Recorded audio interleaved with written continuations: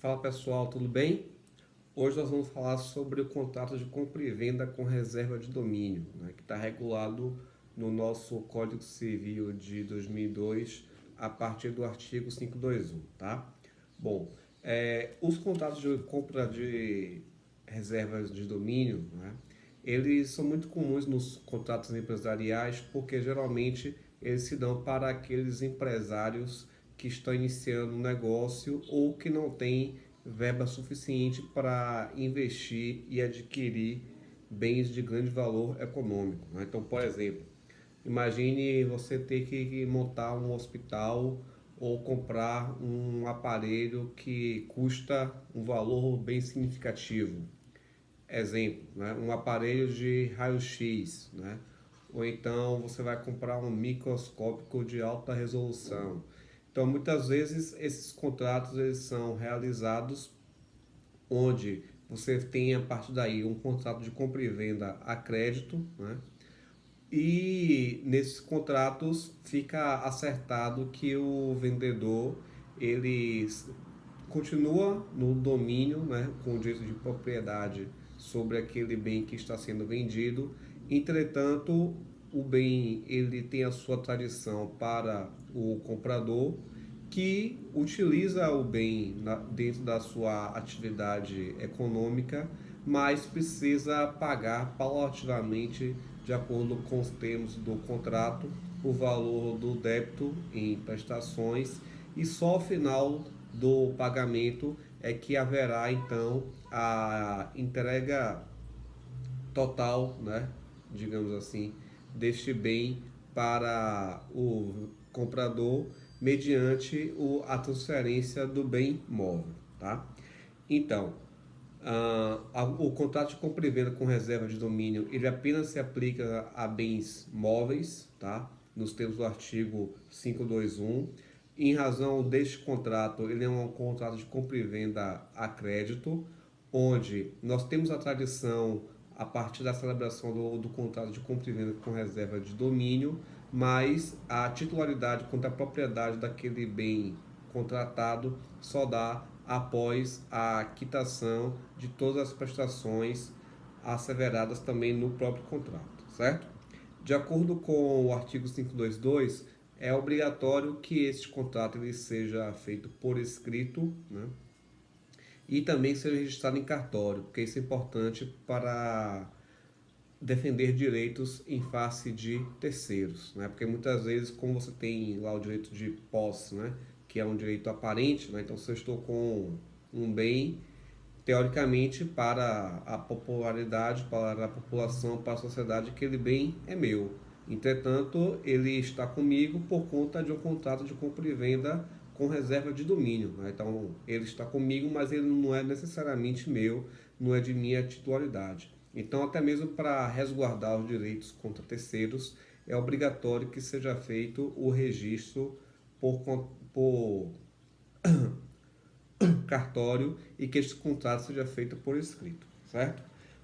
Ademais, nos termos do artigo 523 e 524, esse objeto, né, do contrato de compra e venda com reserva de domínio, ele precisa ser devidamente identificado, né? Então, por mais que ele seja um bem que foi fabricado em larga escala, mas é obrigatório que você coloque no contrato de compra e venda com reserva de domínio a todas as suas características, né? Então, se estão falando aqui de um microscópio de alta resolução, né? Então você vai falar microscópio com peso X, né? Fabricado em tal ano, modelo XYZ4870, né? Por exemplo, né? De fabricação em tal lugar, fabricado por tal empresa, com lente de resolução X, né? De fabricação Y, enfim, todas as características possíveis que você possa dar a esse bem, é necessário que ela conste, né, porque ele vai se tornar o bem infungível, né? E depois, em caso de inadimplência, por exemplo, você não vai dar outro bem senão aquele que foi colocado também no contrato de compra e venda com reserva de domínio, certo? Bom, nos termos do artigo 526 seguintes, né, embora o vendedor ele tem ainda a titularidade do bem, apesar da sua tradição para o comprador, mas o vendedor não tem o direito a qualquer tempo de reaver o bem que ele alienou com a reserva de domínio. Por exemplo, você tem uma retroescavadeira e aí aquela retroescavadeira você vendeu para um empreiteiro que vai pagar por essa retroescavadeira no período de 5 anos, né, com prestações mensais.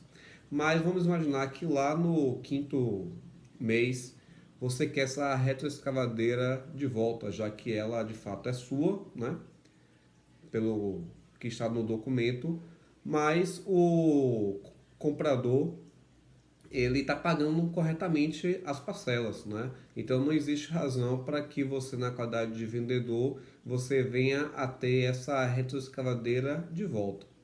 Nos termos do artigo 527, a devolução dessa retroescavadeira ela só aconteceria se, no caso, o comprador, devedor, ele se tornasse inadimplente quanto às prestações pactuadas, né?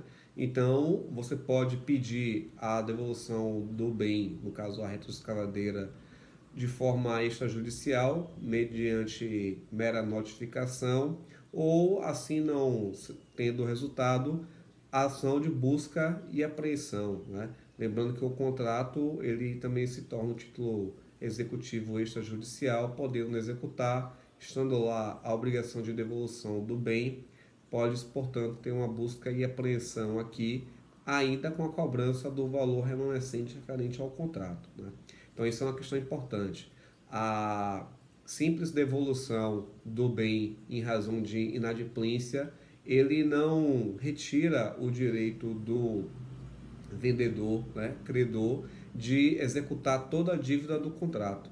Da mesma forma, também não dá ao comprador o direito de cobrar o valor que ele já pagou, né, até o momento que ele teve que devolver o bem em razão da sua inadimplência, né? O que já está pago e já está pago, e o que tiver que faltar para pagamento também deverá também ser pago, né? Então isso é importante. Por exemplo, você tem esse microscópio que eu falei que ele custa 100 mil reais e o comprador, devedor, né, um comprador devedor, ele pagou 80 mil e deixou de pagar os valores remanescentes. Então, neste caso aqui, o vendedor credor vai exigir o bem de volta, né, o microscópio, mas com essa devolução, isso não dá direito ao comprador devedor de ter de volta também os 80 mil reais que ele já tinha pago a partir dessas prestações, tá? Então, isso é uma questão importante colocar que nós temos lá no artigo 528. Tranquilo? Então, até a próxima. Um abraço.